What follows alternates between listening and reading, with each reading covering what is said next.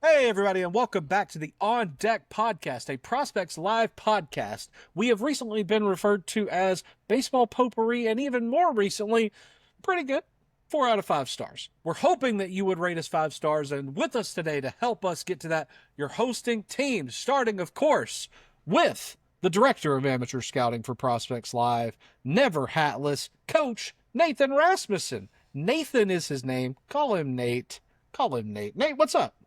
Hey Drew, it's good to be here. Good to be back. And Rhys grew his hair out slash maybe a couple years older. Rhys, I don't know. Rhys is wearing a cool flannel. I would never have expected Rhys to make this big of an appearance change. So I don't know what's going on here.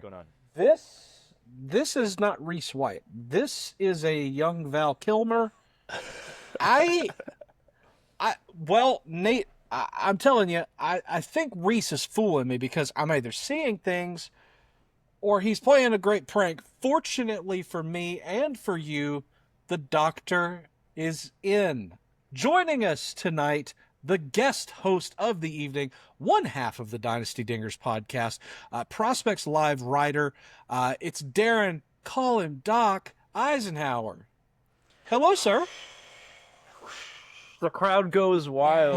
Yeah. Yes. Man, Val Kilmer, I got like about 1/100th the talent level, but I did play Doc Holliday in a movie I've been too busy to promote. It's like $100,000 movie. So that's like not a student film, not Marvel.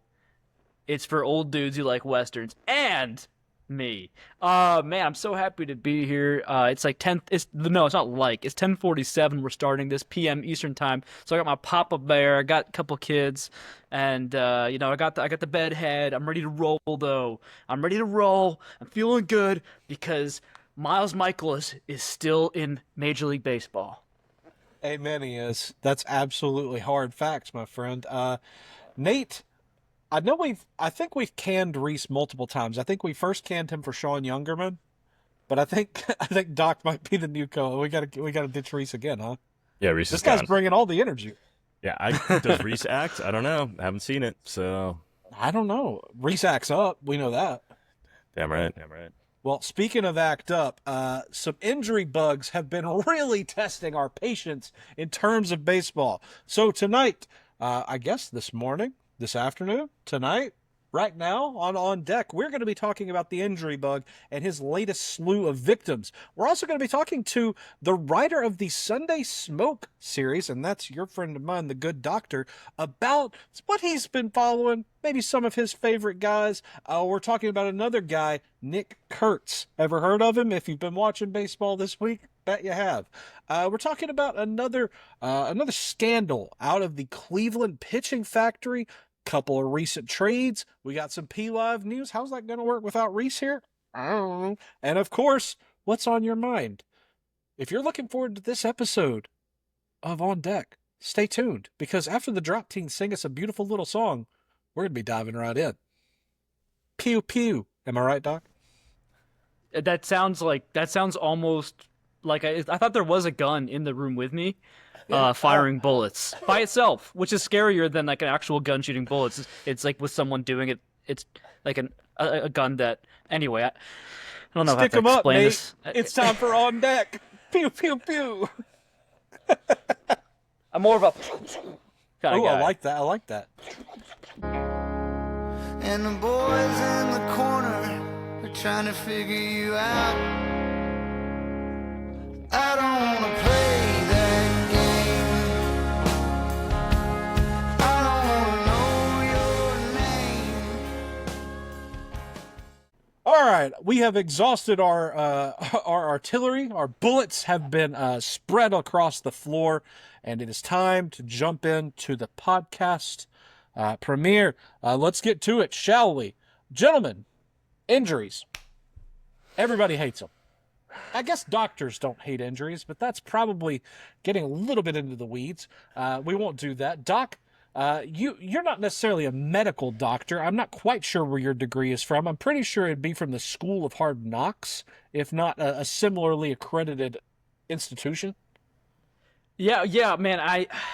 I kind of missed the perfect segue with the Doc Holliday thing, but that's how I got this name. For anyone who has no idea who I am, Right. I was originally at Doc Holliday Dinah. It was a burner account. I had just played Doc in that movie that no one's seen or knew about back then for sure. And I was like, I want to talk about baseball now. And I guess people started listening. And then next thing you know, Prospects Live says, I guess we'll have you on, but we're not calling you Doc. You got to be Darren Eisenhower.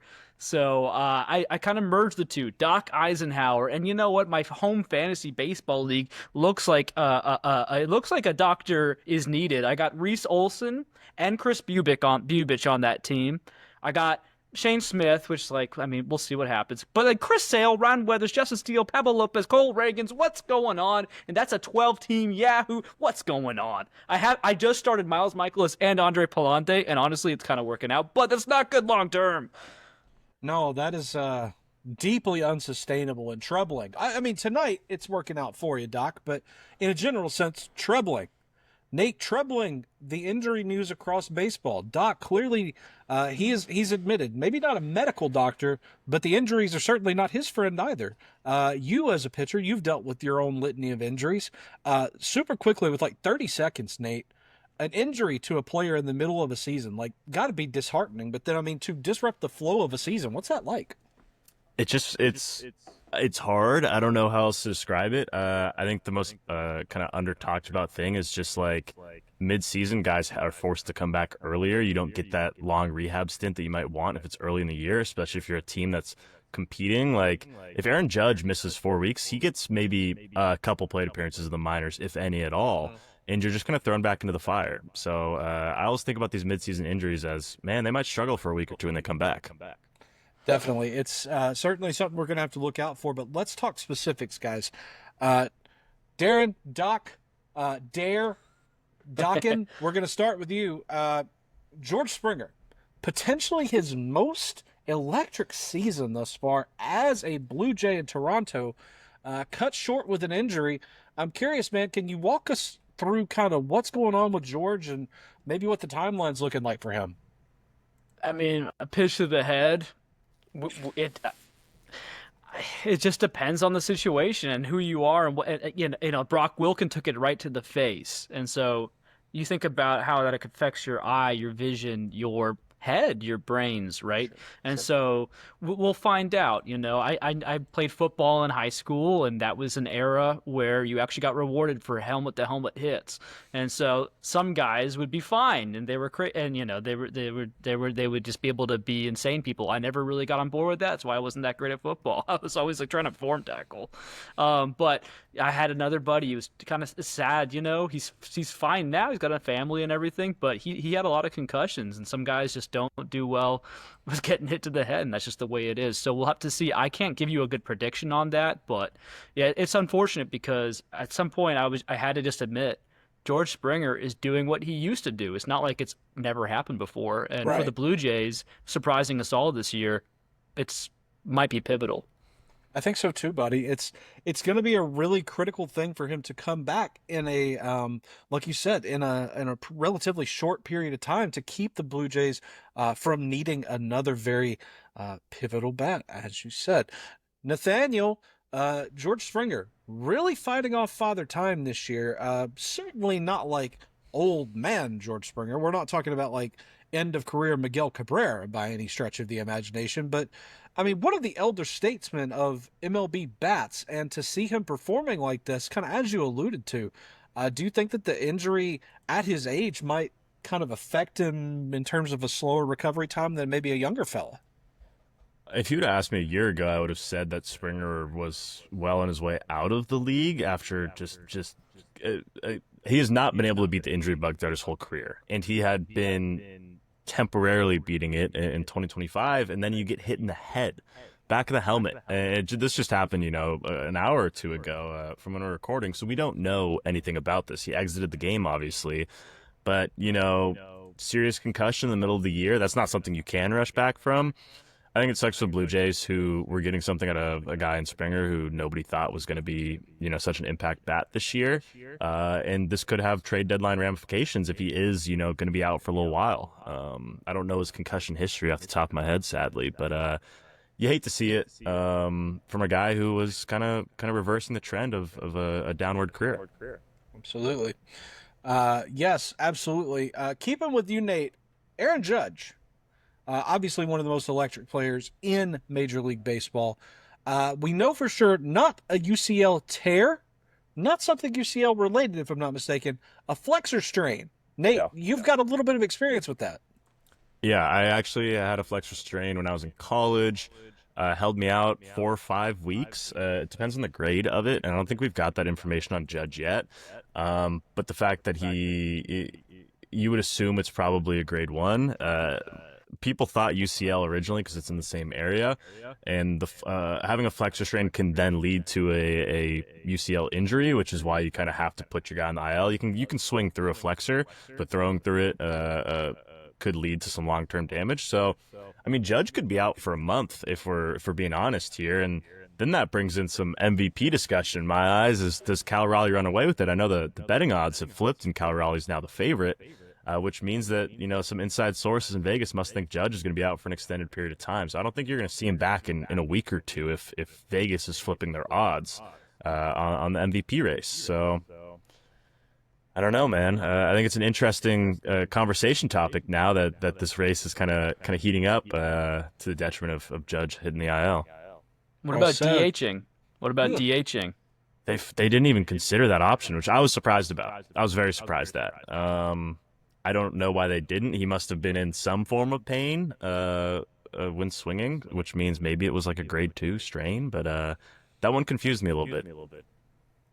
Doc, as Nate alluded to, an interesting conversation topic. I guess what I'll ask you, buddy, is first of all, the Yankees. We just talked about Springer and his kind of role for the Blue Jays in the loaded AL East talent pool. Judge to the Yankees. That's arguably just as important, if not more important. First question, sir, is what do you make of that comparison? Judge to the Yankees equals ? Springer to the Blue Jays? And then second question, again, just kind of touching on what Nate said. Do you think this opens a door for Cal Raleigh to solidify this as the year of #catcher supremacy? You know what? It's interesting, right? So my first thought is like Judge and Springer in the same sentence. Come on, but you have to. I think there's something to be said of like, I don't know. I was gonna say the Jays. Honestly, the Yankees supporting cast. When you look at it, when you look at the lineup, without Goldschmidt being Goldschmidt right now, it's actually not as sexy as you think it is. So, you know what? I was gonna say maybe you could say Springer was just as important because the Jays aren't as good around him. But frankly, the Jays guys have been like, if you just swap the lineups but then put Judge with the Jays like instead of Springer, I mean, goodness gracious, would they ever lose again? I mean, it's gonna be a tough one for both teams. But it's interesting, right? Because a lot of injuries are happening today in like the last couple days with pitchers, with batters. Eugenio, I don't know. Suarez, he got hit on the hand. I'm not sure what's coming of that. And a lot of these teams are right in the middle, and of considering and having these dreams of championships, of a World Series, and definitely playoffs to say the least. We may see desperate moves. We will maybe see contingency moves. It's going to be interesting, man. I think so as well. Let's really quickly go through this one. Obviously, guys, this guy, Adley Rutschman, we had such high hopes for him. Obviously, as I just said, catcher supremacy. This should be no surprise to you at home. I love catchers. Adley has not been what we want him to be in 2025, and yet maybe it was this oblique injury he's just returned from. Returned today. Nate, in one sentence, what do you expect from Adley Rutschman for the rest of 2025? Trade rumors heading into the offseason? My word.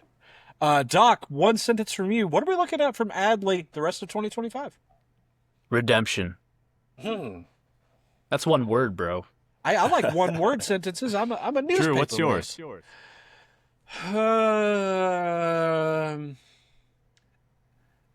A surprising return to form, semicolon, #catcher supremacy. There you go. There you go. That'll work. And I apologize for being a politician and completely ignoring the Cal Raleigh thing. No, it's just fine, just fine. That's kind of a tough one though. I'll give you a slide on that one. So let's talk this one, Darren Doc. We're gonna start with you, the doctor. We're gonna talk 2 more injuries, and my question to you in this one is: Marcelo Meyer awaiting results for a wrist sprain. Rhys Olsen out for the season now. We've heard him kind of scratch the rest of the season. Which one of these guys is going to be the bigger blow to their team this season? And let's take it for a fantasy spin as well, if you don't mind. Maybe which one of these guys are you looking to hold on to in dynasty leagues? Marcelo Meyer or Rhys Olsen? Oh, goodness. It's tough because they're playing different, not just positions, but one's a batter, one's a pitcher. But I'm such a Rhys Olsen guy. I'm starting to feel a little bit vindicated for my minor in the past. I would think it was a minor, problem with him of looking at his arms, looking at his biceps. This guy is skinny. I think it's time. It's time to hit the gym, and I'm serious. Put some. He's not a short guy. Put some muscle on, get more durable because he's been getting banged up the last few years, and he's kind of had these bouts with shoulder soreness. Get your shoulders built up, son. This is your job. This is your livelihood. If you can't get the innings in, you're not going to be you're not going to do the job of a starting pitcher, which is to go deep into games and to last as long as you can throughout a season, or frankly, even just game to game. Spare your bullpen. Marcelo Meyer, I don't think it's as big of a loss to Boston just because, my goodness, look at all the injuries to starting pitchers around the league right now. Look at the cost of the deadline for a starting pitcher right now. If Rhys Olsen was healthy, could you imagine if he was available, how much he would go for? Even compared to a Marcelo Meyer. So we'll see. Christian Campbell is starting to heat up down in AAA.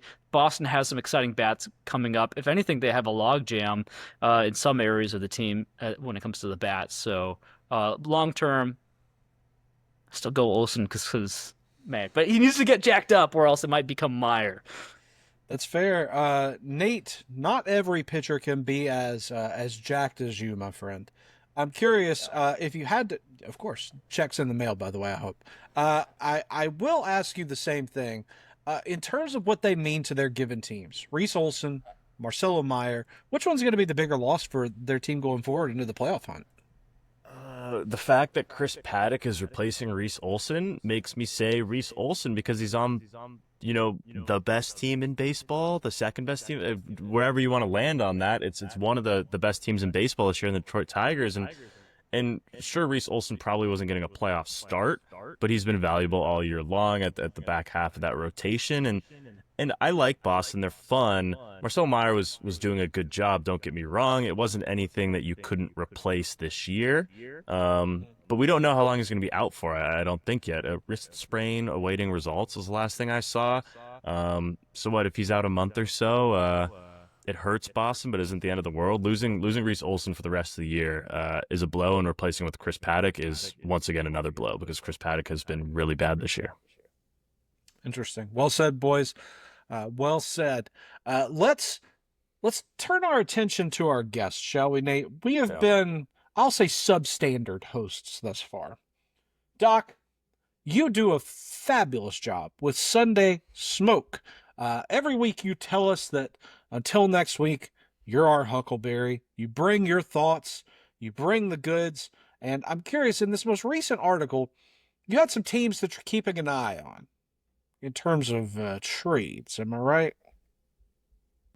This is correct. I'm curious, if you don't mind, who's on the hot list? If you had to give me like 2 AL, 2 NL, that you're like, these are the teams that are going to make the most Drew-sized cannonball splash at the deadline. Who are we looking at?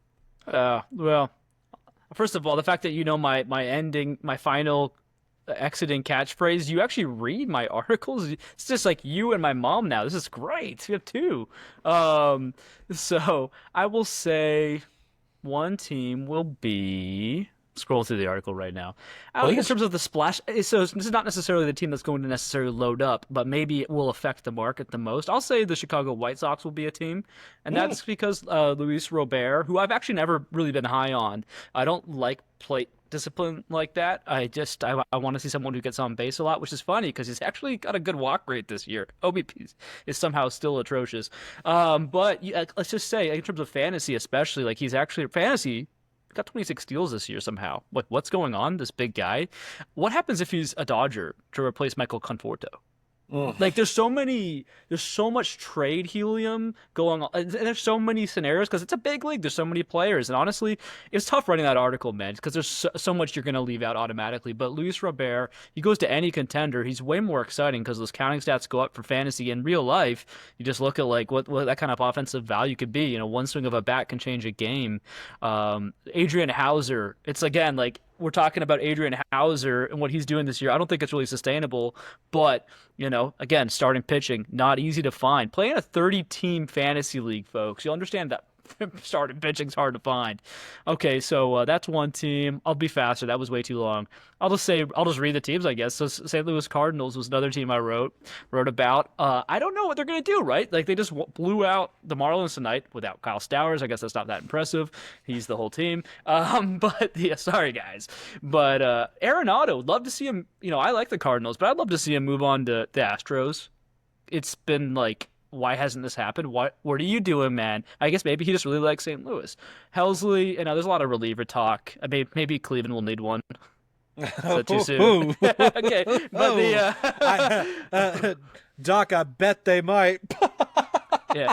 Oh wow, he got you. That's the MVP. That's the one. Here's a dark horse for you. I like to go to zig where people zag, and I'll say Lars Nootbaar to the Phillies. Yeah. Like, that's before I wrote that before I saw Ivan Herrera in the outfield tonight, which was insane. But like, they were already kind of deeper in the outfield. You can shift Donnie back there, and then they have Scott and Walker's looking okay this year. I guess they got to try him, right? Anyway, so Lars Nootbaar could quickly become expendable, and then maybe we'll just do a quick Cincinnati Reds are on the cusp. Eugenio Suarez, hand or no hand. I think that'd be a fun ad, and then I'll say it'll be interesting. Which one? We'll go with quick two. The Giants. What are they going to do to fix their pitching? Carson Whisenhunt isn't the only answer, and they're close to making the playoffs. And then the Mets. Matt Morris on our Dynasty Dingers podcast brought up Mark Vientos versus Brett Beatty. Which way, New York Mets? And I just think that Mark Vientos has so much more upside, but you know, Beatty's been hotter lately. Like it's a tricky one. I'm a Vientos guy. I can't deny it. It's an easy choice for me. He just feels like a Met too. I'm not a Mets guy, but he feels like he belongs there. And so those are some thoughts I had. I'm excited also just in general to see what the Braves will do. Where are they going to unload Ozuna? What will Drake Baldwin get more at bats? Don't make me go on. Stop me now. Well, you did exactly what I asked. You went through the teams that could make a big splash, and you even expanded on it to give me why. So thank you, sir. I appreciate your thoroughness and your care with that question. Nate, I do want to turn it to you because that's an interesting question. We'll have to shout out Matt. Brett Beatty versus Mark Vientos. Quite the topic. I'm curious, Nate. Doc said he's a Vientos guy. Which way do you lean here? Yeah, I'd lean Vientos as well, just because we saw what he was able to do last year. They're both flawed profiles, but I would say Vientos has the ceiling, but the floor is also maybe a little bit lower. Brett Beatty's fun, but I don't think he's quite has the upside of a guy who should be playing for the New York Mets every day. He doesn't quite fit that mold for everyday regular on a contender, in my opinion. I think Vientos could be there, but this might not be the year for him too, and this is a win now year. So what do you do? Maybe I don't have answers for you. I think you guys just laid out the answer on your own. You just both said it. If Vientos is going to be the one to bring the bigger splash, if we have this excess and Beatty is doing the job, even as boring as it may be, as Doc said, let's trade the more high upside guy to plug a hole elsewhere with something fun.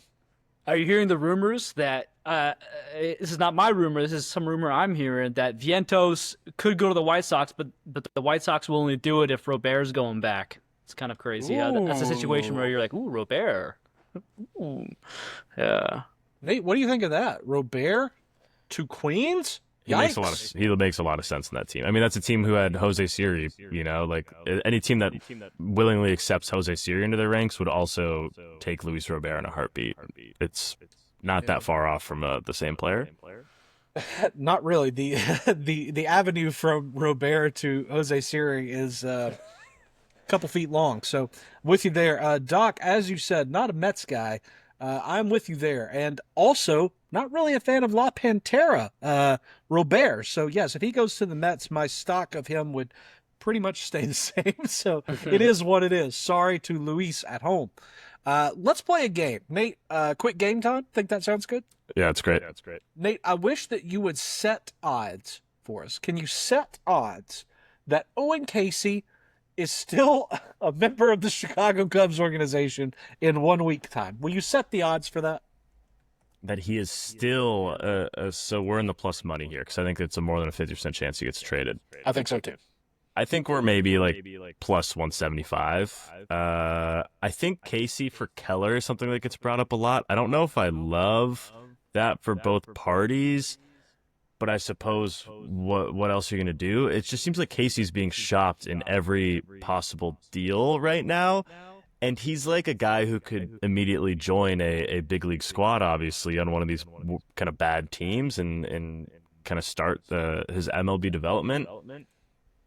Is Owen Casey the best prospect who's going to get traded at this deadline? Because at this point, it feels like he's going to be the best prospect who gets dealt. I mean, I don't know who else is going to fetch a return like the Cubs are willing to kind of give out, and Owen Casey is their number one prospect. So that's something I've been thinking about too. Sorry, I rambled. No. Thank you for being thorough. That's what I want from you, Nate. Just as Doc did, you're being thorough.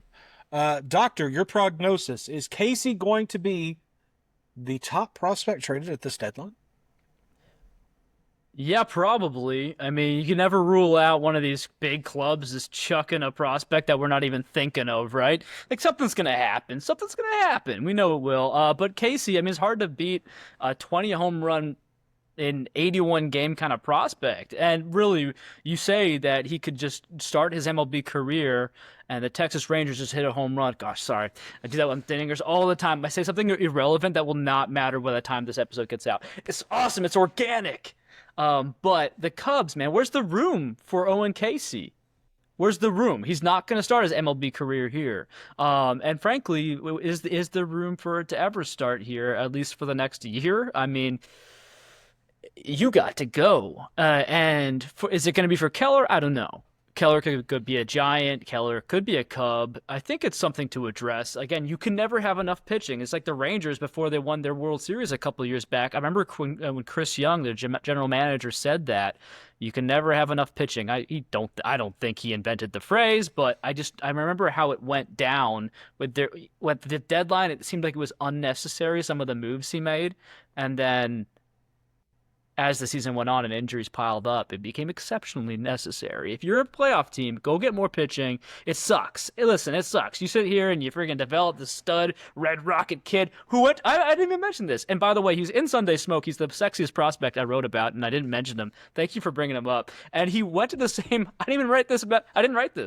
I went to the same high school as him in Canada, which is not a baseball place. This little, it's a hockey town. Everyone's hockey. In fact, it's so funny to imagine going to high school at the same time as Owen Casey, who's like at least 10 years younger than me. But because this is the morning announcements. This was baseball versus hockey. So hockey. And yeah, oh, hey, how's it going? Hey, yeah, freaking 10 goals for Johnny Hoduya over there. Just whatever. They would just go on and for about 5 to 10 minutes about hockey. And then, yeah, this guy hit like 6 home runs. His name's Owen Casey. Who cares? And like they would move. I don't remember anyone ever getting hyped about the baseball team. So I feel bad. And then he got thrust to the Deep South where they love baseball in the minors, and then now he's in the Cubs, and they're about to love him. So he's on a roller coaster ride. I don't know where he's gonna end up. Gosh, imagine he ends up going to Pittsburgh. That's kind of like we gotta quote our boy Rhys White. Owen Casey, get ready to learn Pittsburgh. To speak Yinzer. Yeah, well, yeah, absolutely. So from one guy that's learned Pittsburgh to one guy that's a little bit more busy studying history, if you will, Nick Kurtz.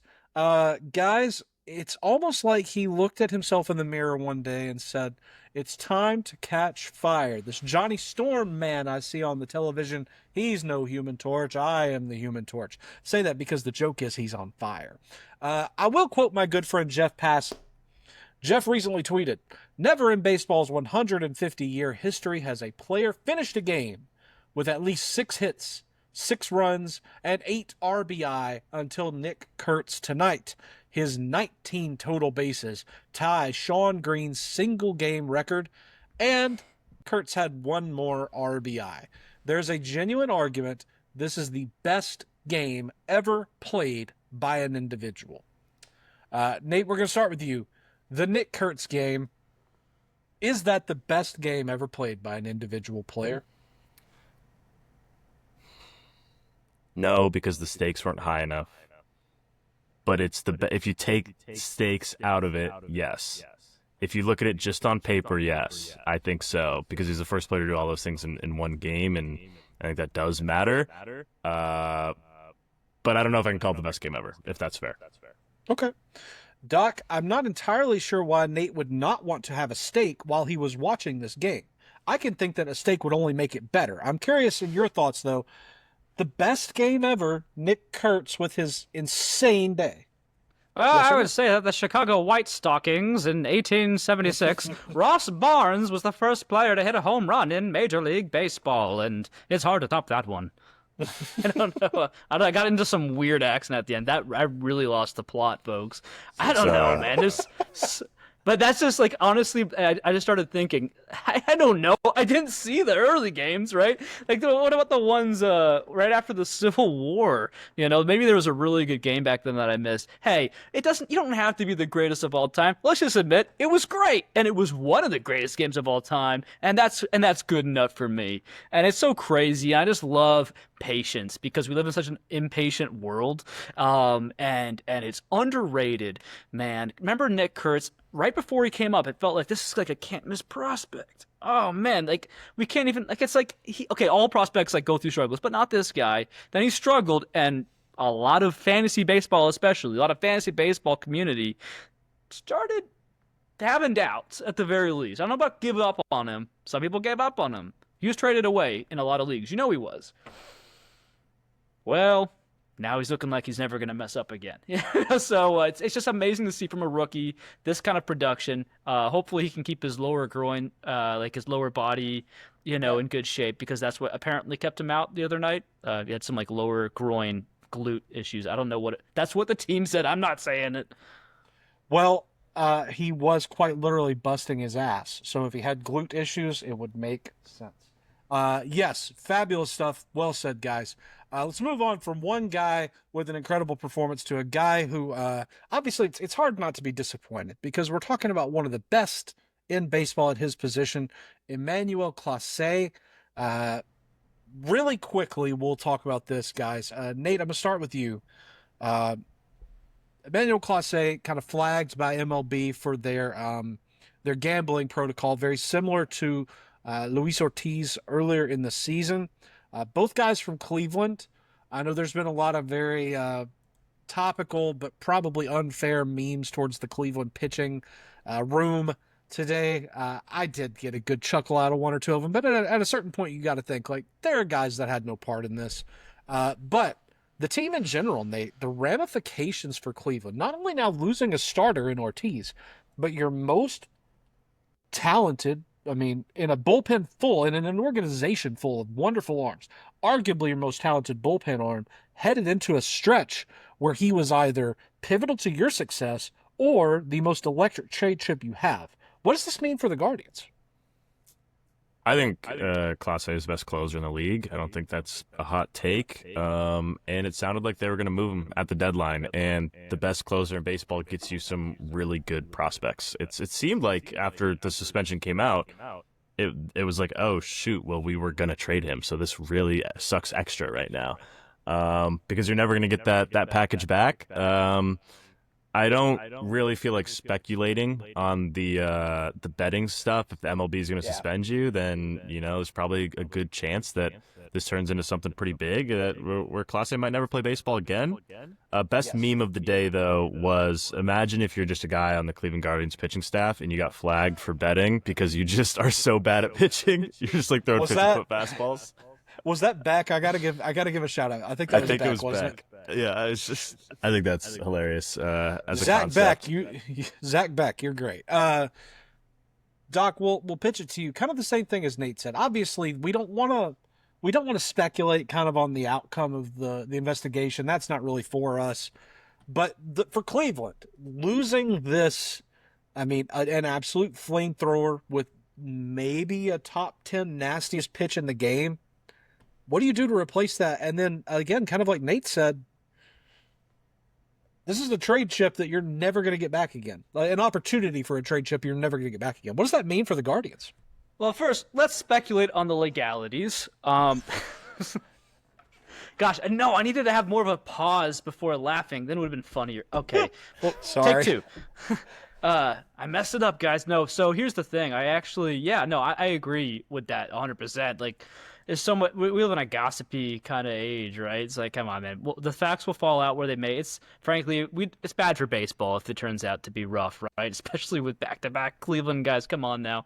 The AL Central is interesting because I don't think any of us saw the Tigers going 1 for 9, for that was a pretty rough stretch. They won their last 2, so maybe they're turning it around. Maybe Kerry Carpenter will help. But I mean, they kind of made things. They showed some cracks in the armor, and frankly, the Royals. Gosh, we haven't even talked about them. I don't know what they're gonna do, man. But there's the Royals, there's the Guardians. They're both. I mean, even the Twins aren't far off, but I don't think that's happening. So, like, a couple of these guys could sneak into the wild card spot.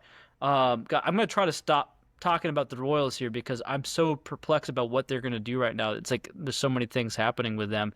But yeah, the Guardians, man, I think this could. It's obviously terrible for their trade deadline potential, and I just think they're not gonna make it. I think this is just the omens are starting to add up, and maybe you don't believe in omens, but if you don't believe in losing the best closer in baseball and getting nothing in return, well, maybe that's something you can believe in. It's cool that they have the second best closer in baseball just waiting to pitch, though. That is and Franco Ailman hanging out in the minors. Hard There's facts. so many fun relief prospects. A relief haven. So really, if it's going to happen to a team, it sucks that they lost the guy they could trade for more stuff, but from a competitive baseball sense, Cade Smith slots right in perfectly. So unfortunate, but them's the breaks. Sorry. We will, of course, as the season progresses, as we hear any more news about Clase, we'll bring it to you right here on deck. But we do need to move along because we are running short on time. Let's very quickly talk about some recent moves. Nate, let's start with you here. Seth Lugo.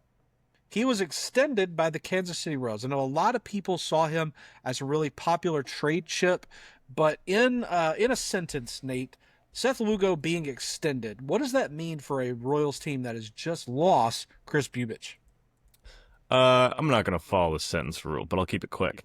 2 for 44 is a great deal for Seth Lugo, a caliber of pitcher, and that's going to take him probably right up to his retirement or right around. And it shows that the Royals are ready to contend in 2026. It shows that they believe in the young guys in that roster and that this is a retool, not a rebuild. I think that should be really exciting for Royals fans, that they aren't necessarily selling off their chips, because Seth Lugo can help you win playoff games next year. Well said. Doc, similar thoughts to you about the Lugo extension? A good deal, surely, for Kansas City fans to lock in their guy for next year and beyond. 100%. I haven't been on the sell bandwagon for the Royals. I think they have a good team who underachieved. Salvador Perez got plunked tonight. Is Carter Jensen going to come up? Is that actually maybe not the worst thing? This is not a sentence, but man, I don't know how they get it done, but I'd love to see them get one of these, Mitch Keller, Charlie Morton, Edward Cabrera, Sandy Alcantara, and then the Arizona. They got Randall Grichuk. They're set. Hey, bro, let me tell you, as a guy who's watched his fair share of Royals games this year, it's a major improvement. It's honestly, him or MJ Melendez. I love Kyle Isbell. Don't get me wrong. Honestly, we've made the joke repeatedly, Doc. I think my exact phrasing was, when Jack Caglione is drafted to the Royals at pick 23, is he immediately the best outfielder or not? Let's move on. But anyhow, yes, obviously they needed help, and Grichuk is that. Doc, I do want to keep it with you, though, for another trade. Ryan McMahon, plucked from the realms of obscurity, from the realms of the upside down in Colorado, and placed amidst the New York Yankees. Like you said earlier, maybe not the sexiest squad, certainly a whole lot different culture, and certainly they're looking to win in the Bronx. What's your take on McMahon going to New York? Did you know he's like I think he's the nephew of Vince McMahon? I did not know that. That matters. Yeah, okay. I thought I was the only one who didn't know that, and for some reason, I'm gonna look this. Okay, he says he's not. Okay, that's a friggin' meme. I got memed. Okay, I was gonna say I was really like. I was gonna say. Hello? Okay, wherever I saw it, they were like, it wasn't the feature. It was like a footnote, and that's such a good way to completely mess with people like me who are dumb. Gosh. Anyway. It would make sense. Like, they're both kind of big. Anyway, 6'2", 219. It's a good bodied guy. He's, gosh, I don't know, man. He's been in Colorado so long. Like, we don't know. I don't want to do the Colorado bashing too much, but welcome to a real organization. And frankly, when you've been in Colorado since 2017, and he's still just 30 years old. In baseball, it's just 30 years old. I mean, maybe this is a new beginning. He's looking sharp so far. I'm trying to look at his first 2 games. He's just batting an okay 500 with a 6.25 OPP. We'll see if that is if he's able to keep that up.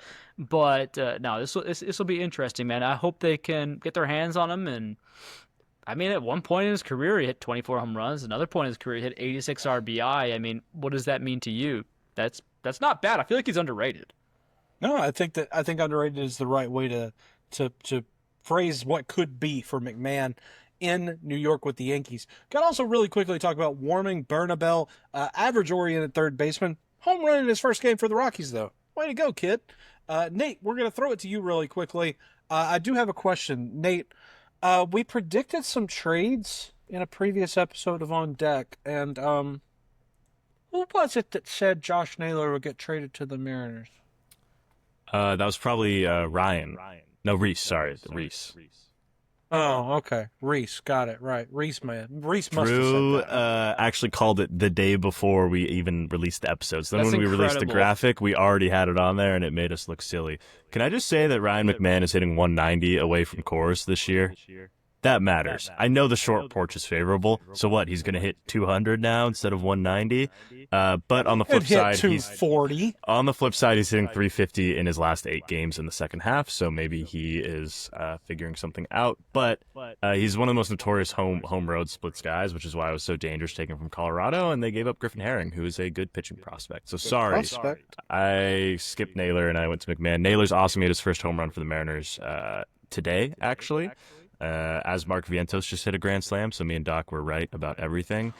But Josh Naylor has stolen a couple bases since he got to Seattle. I love to see a big fella run, and he fits in perfectly with the Mariners. And that was such a good prediction, Drew, that it was obvious, but none of us did it except for you. So you deserve your flowers there, my friend. Thank you. I appreciate that very much. And speaking of things that we appreciate, we are going to appreciate some music by the Drop Teens really quickly, because when we get back, we have got a couple more things to talk about, what's going on at PLive. And then, of course, I'm really curious about what goes on in the mind of a doctor. And Nate, I'm sure you are as well. So when we get back, we are going to be talking about what's going on at PLive. Then we got a little bit of what's on your mind. So here's some Drop Teens to keep you warm and cozy in the interim.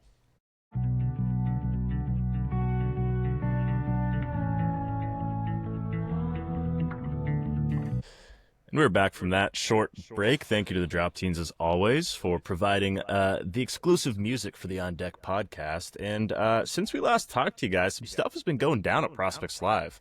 Our San Francisco Giants 2025 Top 20 Prospects update has been released. Brandon Hacker with the best 2024 draft classes a year later. Super interesting article there. I would highly recommend that one. Rhys did a trade analysis for the Josh Naylor to the Mariners trade.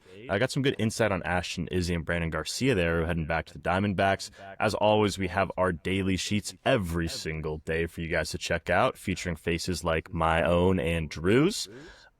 Josh, one of the funnest, best new additions to the PLive staff, came out with a 2025 UDFA signings. And I cannot explain to you guys how deep of ball knowledge you have to go through the UDFA signings. And Josh is giving analysis on every single one of them. That's awesome. I love this guy already. That's like a niche that is just so cool. Taylor and Kyle, as always, are working on the Dynasty Baseball pickups. And then this guy named Daniel using her Sunday Smoke trade deadline crystal ball. I don't know what that's all about, but you guys might want to check it out. And then keep an eye out for an article I'm releasing tomorrow titled "The Future of Pitching," where I talk to some MLB pitching people, a guy named Lance Brozdowski who you might know, and we are going about 9,000 words deep in what pitching might look like moving forward. So please check that out if you may. I'm plugging myself here. But as always, it's the best time for this podcast, Doc. I don't know if you're familiar, but we're gonna kick it straight to Drew. Drew, what's on your mind, man? Well, it's funny you ask, because our guest is on my mind. Doc, I want to talk about you, please. I'm curious, who was your first favorite baseball player and why? Well, I grew up in the Toronto area, so first guy who comes to my mind is Carlos Delgado, which puts my age into more certainty. You're like, okay, grew up in the 2000s for sure. Yeah, Carlos Delgado was a stud. Vernon Wells, he was all right. Roy Halladay, Doc Halladay. He was a legend. Can't believe he died. It's a helicopter crash. Was that plane crash? Yeah, plane crash. So it's funny. I was hoping that we would be brothers and Doc Halladay being our favorite player. So, I mean, in terms of pitchers, if you said name like your childhood pitcher that you were into, that would be him. And then Kelvin Escobar. And I mean, that's a direct correlation. Great names though. That's cool. I know you mentioned earlier being reared in Canada, so to say, and so makes sense there'd be some J's in that mix. And I just like learning more about you. So thank you for answering that question. I will now pitch it over to Nate. Nathaniel, what's on your mind? Yeah, so off air, me and Drew were discussing how we just think Doc is a guy that we want to get to know. I described it as the guy you want to sit around a campfire with and hear stories from after a couple of beers. So, Doc, I pitch a question to you, and we can take a break if you need to think of something. We can cut part of this. So I'm 22 years old, right? What were you up to when you were my age? What was little Doc doing? Do you got any stories from your younger years, my friend? Not that you were old by any means, but I'm so curious to just get a little tidbit of your life.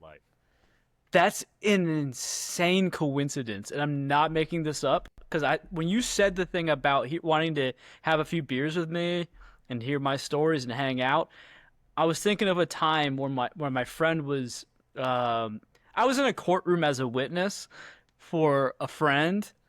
He was in trouble, and I was just 22 years old.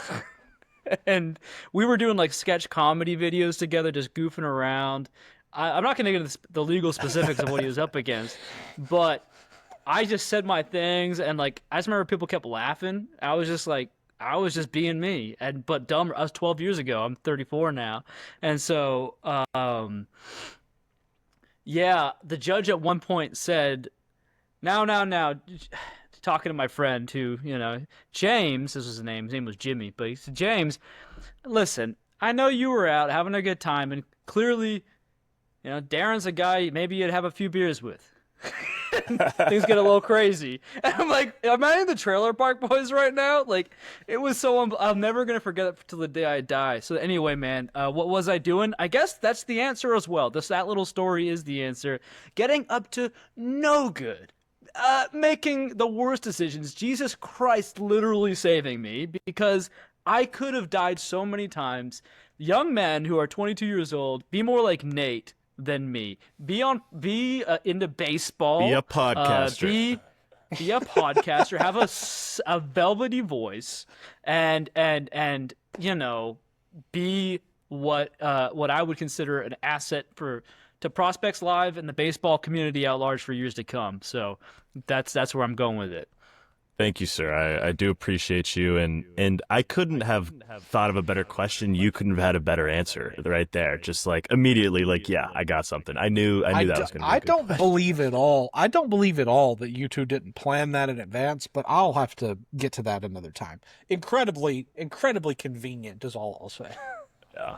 So before we get to what's on Doc's mind, we're going to end the show with that. We had to text our buddy Rhys and see what was on his mind. And as always, Rhys does drafts, Doc. Rhys loves drafting things. And we do 4-round snake drafts on this podcast.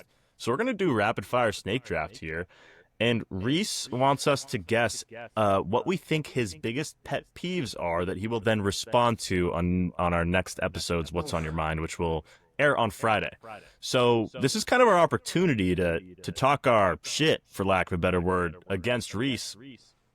Profile him into what we think his pet peeves are, and then he can respond to them next week when you are not here. So we're going to go around snake draft order. Drew, Doc, me, and then we'll flip it right back around. Drew, what do you think a pet peeve of Rhys's is? Well, first of which is I had set up this whole thing to go Nate, Doc, sorry. Drew, but I did not see that's that. fine. No, That's let's stick fine. with that. Okay. All right. My bad. I didn't read the prep sheet. That's fine. Okay, so Nate, I need clarification, please, on something. I know some of Rhys's pet peeves. I should do ones I'm not sure of, though, right? I think we have to go off of nothing we've heard. The way he worded it, he said, draft things that you think bother me that aren't baseball related.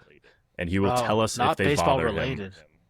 Okay, because, the list of things Rhys dislikes is very vast. He is the number one hater, yeah. The number one hater. He checks in at the hater building every day for work. We know he does not like Subway. We know he does not like whenever sauces are left out at restaurants. We know he doesn't like a lot of things. Okay. All right, my number one pet peeve I'm going to go with, Rhys really enjoys the bit where he posts a photo of an animal and asks what they think of a certain prospect. So my first answer is going to be a Rhys pet peeve. It's a thoughtless animal, an animal that doesn't think about prospects. That's my choice. The fact that it's not baseball, folks, I don't know Rhys as well as these guys. No. I'm completely... I was going to say, when bench bats like Caleb Durbin become superstars, that must be a huge pet peeve here. Because it's not baseball related, I could say pineapples on pizza, but that's the most mainstream thing in the world. Let me think. Let me dive deep. Maybe his pet peeve is when people think that Will Ferrell was funny. Oh, that's just like a rogue. I just reached back. I could see Rhys maybe being in that mindset. So I feel that, Doc. Nate, to you for 2. What does Rhys not like? Rhys strikes me as a guy who is jogging instead of walking. He strikes me as just like the fastest walker ever. Like he's got some place to be. I could hear him saying those words in my ear right now. Like, I've got places to be. So I'm going to go slow walkers. Number 1. Number 2, I'm going to go when the music is too loud at the function, as he calls them. He likes to talk and peruse the audience or whatever word I should be using there. So those are going to be my 2. Doc, it's back to you. People who eat weird. Can you elaborate? I like where you're going. So that could be like a myriad of things. It could be, just kind of like doing something with their tongue, you don't even have to have your mouth open, because eating with your mouth open, I don't think anyone really likes. I could see him obviously not liking that, but like, I feel like some people probably eat weird in his life, and he's got a feeling about it. And I bet you he'll elaborate when when this is brought up. And I don't actually know this. This is just something I'm saying. What the?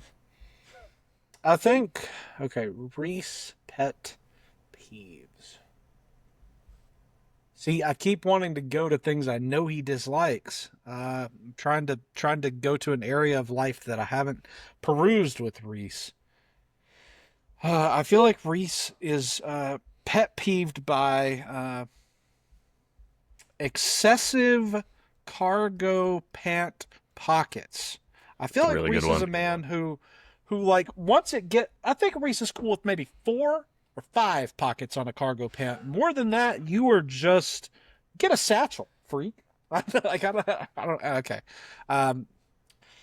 And the other, I'm guessing, Rhys does not like. Rhys likes to camp. Rhys loves camping. Rhys doesn't like particularly. Oh, Rhys doesn't like the full moon because it's too bright when he's trying to sleep. Full moon while camping. There we go. He's a Seinfeld character. He He dude, really is. thank you, Doc. I love Seinfeld, and I try to push the narrative that all of us are at any given point a Jerry, a George, or a Kramer. And it could be the 3 of us at just any given point or one of the 3. Doc, I am going to pitch it to you. Your final supposed Rhys pet peeve, sir. So about Rhys? Mm-hmm. Your Gosh, final. I thought it was Rhys 2. Okay, 3. Shoot, I was okay. So Seinfeld, Shoot from the hip. Rhys, shoot from the hip. He doesn't like.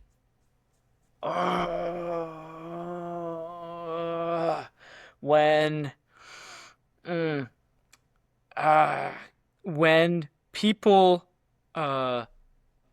people lick their lips too much. Okay. All right. He's a lip lipper. What's up with what is me? it? Oh, he's a Apparently, lip licker. I think my lips are just dry, and so No, I I thought do that, it too. 'cause- Yeah. Okay. Yeah. Well, he probably hates it.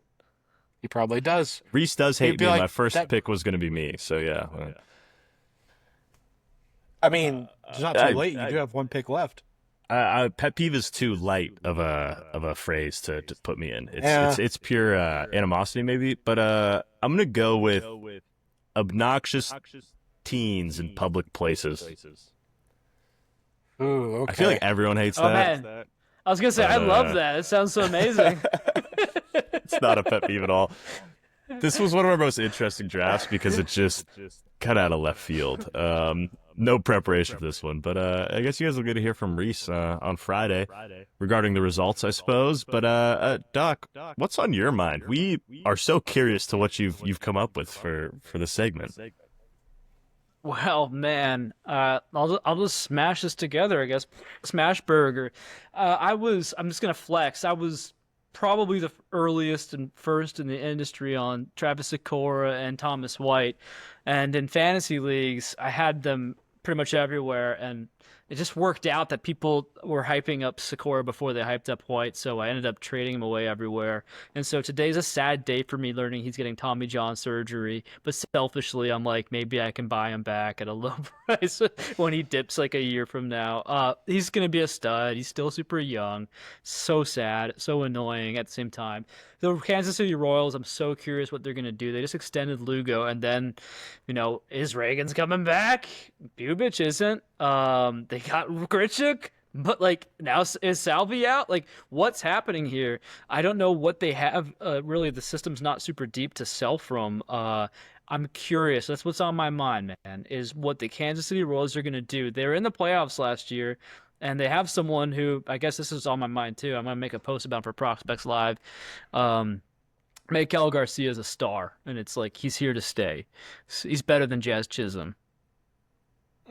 I like that take I remember a lot. I remember they were beefing last playoffs, and guess what? He's actually better than you, Jazz. Oh, dude, don't punch me in the face. I feel like he will now. Somehow he'll find this podcast and just find me at wherever I am, and I'll just get punched one day, and I'll be like, dang it, he got me. He'll seek you out for a punching. A heat seeker. I'll be yeah. Can we get a 5-man lineup of your guys, Doc? Because I think I can guess all of them, and I'm just gonna write them down really fast as I know hold that on. Yeah, one. let's. Drew, yeah, we're in the prep sheet. Let's just make sure we get these guys right. Doc guys. I mean, you hit the major 2. I'm Okay. trying to think. Doc guys. And we'll see how, because I haven't known y'all that long. Like there were guys before y'all knew me, but I don't even know who my doc guys are. I know who they are, but I don't. Yeah, I've got I like 3 that one. down. No, I think MLBers or I prospects think he too. liked that guy too. All of the above. Okay. I got a lot of doc guys. But I got 4 I can written definitely name down. a few. Okay. Uh, There's some that I can't stop posting about, and I'm definitely have cost myself like followers because I won't stop talking about them. you ever heard of Kiner Delgado? I definitely get it. I promise. Yeah, sometimes you latch on, and sometimes like guys will take off. Like I've barely talked about Secor and White this season because everyone knows they're good now. It's like that was the fun of that. Okay, dang it! I just found another doc guy. Yeah, I'm looking at my teams on fantasy. I'm I like, got yeah, that's a 5 doc written guy. down. I think I'm ready. I think I Okay. get 3 I think I get 3 out of 5. Well, Your fifth one is such a shoe-in. Like, what a... I know, but there's 3 of them that thing I to- think make a lot of sense. But you got 5 names, Doc. What do you got? obviously, the Durbinator, Caleb Yep. Durbin. Yep. He's 0 for his last 2 games. We don't like that, but you know he's a stud. This is he's having a better rookie season than Christian Campbell. So hey, that's pretty good. The next guy, and maybe this is not in order. I'm just kind of going off what I'm seeing here. Ryan Weathers is 2 for up 2. there. Yep. We put 2 for 2, and it's just so frustrating. He wasn't a guy who always got hurt. I'm not gonna get into depth with everyone. It does get tricky. I will say Maikel Garcia. I have to say Maikel Garcia. I have to say him. I Yeah. didn't get there. I didn't guess get there. It's I- that one. It's okay. If you honestly, Ross Jensen made him more of a doc guy because we got into a Twitter public beef where he called him. This season. He called him Dayron Blanco. He said there's no difference. It's his worst take he's ever made, and I haven't really hung him by that too much until this podcast. And now, yeah, that's just what's happening. You got 2 more Miles names. Michaelis. What? Okay, Michaelis was one of the ones I What? thought of. You posted Yes. about Michaelis a lot. Does he? I Oh, posted man. about Michaelis way too much, and I talked about Michaelis with Nate last time, and Nate said he He actually didn't. did. He said he was really bad, and I said no, he's not. He's amazing. I kind of got schooled. I'm He also- was like, actually, I got the stats to back this one up. And I'm like, damn, I don't even check Miles Michaelis' stats because he's so bad. And he was doing good. Yeah, that was in like the end of May in his prime. He was so good. We have a 5th guy, and that's so crazy. Sorry, I'm making Doc's guys go on way too long, and this is not one that neither of you are probably gonna get, but you don't know this, I don't think, and it's Max Clark. I don't post enough about Max Clark. I'm from Indiana. I say I'm from Indiana. It's my American home. It's where it's where my wife and I met, and that's where I married her, and that's where my babies are born. I'm a Hoosier. Deal with it. I also drove like 10 minutes down the road to Plainfield, Indiana, where Max Clark was playing one day. He's from Franklin, where I was. Okay, listen. There's a small town called Franklin, Indiana, and I'm a member. I was a member until like a few months ago. I moved. At a movie theater called the Historic Artcraft. It's so small town America. It's so Americana. And anyway, Max Clark, I saw him play, and I just loved it. I saw him out there, full of energy, full of vigor, but he's not a... I'm sorry, Bryce Harper. Bryce Harper can be a jerk. I don't think Max Clark actually is a jerk, because they get compared sometimes, and I just saw the way he was operating. Maybe it's because scouts were watching or whatever, but he was in high school, and he was the guy like picking up bats. He was the guy picking up his teammates. He was such an alpha dog, and he seemed like he had character while also being braggadocious and having that fire. So Max Clark, and it's so hard to make it 5, but those are my guys, and what a weird group of guys. I would have I bet like it. $1,000 you were going to say Connor Griffin. I went 2 for 5. Too obvious! I like the weird guys that nobody Yeah. wants to like, and then Max Clark. You had a couple other ones, Nate, you should run by Doc to see just kind of his thoughts. thought you were a Jackson Holiday guy for some reason. For some I'm a reason huge my Jackson mind went Holiday there. guy. Say- Okay. So I'm on Listen, the right hey, path. I'm on the right path. I've started posting about him more because people have been losing faith more and more. You'll see some Wyatt Langford things pop up again too. Yeah. So these are guys who were at one point way too obvious for me to hype anymore, but now I hype them again. Connor Griffin, it could easily happen. I had Zebby as my last one, but I think I'm remembering you. We talked about him on Dynasty Dingers, and I don't think you're as high on him as I might have recalled, but I just needed another name. I actually like him. I actually like him quite a bit. It's interesting. He like casually is he's like I'm a closeted Zebby guy, I think, because he finds his way onto all my rosters. Like eventually, I make offers for him. Like when I'm like a few beers deep, I start like just like sending Zebby offers. Next morning, I wake up, I'm like, gosh, what was I doing? Oh no, I have 7 shares of Zebby. I believe, man. I believe. Like he's fun, man. He has that command background and he's Flash K upside. What happens when he puts it all together? What? Look at that. Look at that Freudian slip. I didn't say if. I said what happens when he puts it all together. I'm a Zeb head. Well said. The ones I had were Kyle Stowers and Callan Moss. Yes. No. Such a good Callan Moss call, dude. That's man. I feel bad. I feel like Drew knows a lot about me, and now I gotta make sure I friggin' nail the rest of this podcast. Okay, good. It's almost over. I was about to say, really, you can't fail at this point. Yes.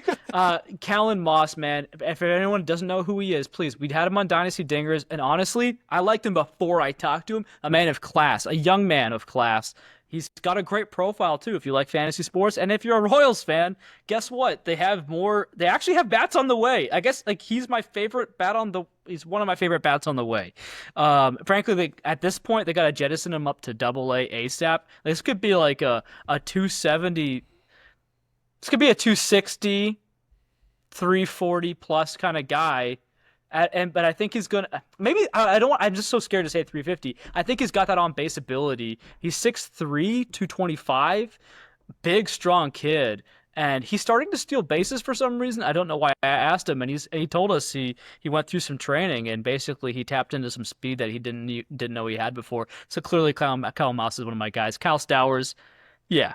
I mean, I actually didn't want to like him because he doesn't have amazing plate discipline, but nobody was believing him. I was like, why is he 40% rostered on Yahoo, like in May after, I don't know, it was just nonsense. And then after his first hot streak, everyone dropped him. I'm like, no. If he just hits and walks, if he just walks enough and hits just enough, like he can make this weird, terrible contact percentage profile work. And guess what? He's like the number 12th player ranked on Yahoo on the year. Yeah, so I think it's working out. And imagine if he was on a good team. Maybe he wouldn't play like on the Orioles. I do think that he just got better out of spite, but that's neither here nor there. Doc, we would love it if you could tell all of our listeners at home where they can find you on the social medias between your podcasting adventures. Okay, gosh, thank you so much for having me on. First of all, you guys are fantastic. Sorry, I talked way too much, but you know how it goes. I'm at Doc Eisenhauer. It's kind of like the president spelled a little different. I got the face of Doc Holliday as my logo. It will never change. People know it too well. And that's the only place you need to worry about finding me other than my podcast, which is at, I don't know what it's at. It's Dynasty Dingers on Spotify and YouTube. It's like it's like still under the Scout the Stat line. Prospects Live doesn't totally own it yet, but I also partake in the social medias on Prospect Live. So if I want, I can totally just retweet it. It's fine. Nate, what about you on the socials? Where can they find you, sir? Yeah, you guys can find me. Apparently not on Netflix, but you can find Doc on Netflix. I just checked out his IMDb. I don't know. I hate to say I'm impressed, and I might go have to watch a movie tonight. Oh, you gotta. Sorry, Doc. I do this thing where I don't actually shout out my socials, and I shout out random apps. So, in case you're confused, that's where we're at right now. Netflix is a niche, low-key app that I don't think people are really hyped up on yet. No. Yeah, that's my one favorite that I to think connect give with it my till like fans. 2030. Yeah, 2030, people are going to be all about Netflix. I think it'll be a really chill app. On Deck on Netflix is going to be awesome. It's going to be a great collaboration. Yeah, live Netflix on Deck is going to be fire. If for whatever reason, if you're a glutton for punishment and you want to follow me on social media, you may do so on the Twitter machine at drewisokay. You may do so on Instagram at the same, at drewisokay. You can follow me on Bluesky at realjranderson.bsky.social. Definitely me. Please be sure to let me, Drew, know how much you love my content at realjranderson.bsky.social. Shout out James. And we do want to let you know that for as low as $5 a month, you can get a membership to prospectslive.com, where all of the world's best baseball content across the interwebs can be found at the tips of your fingers for, again, the low, low price of 3/3 a cup of coffee. Fabulous stuff. And until next time for On Deck, we want to wish you a very happy today, a very happy tomorrow. Remind you to be nice to yourself and be nice to each other. We'll see you next time. Bye-bye. I can't let her go. I can't let her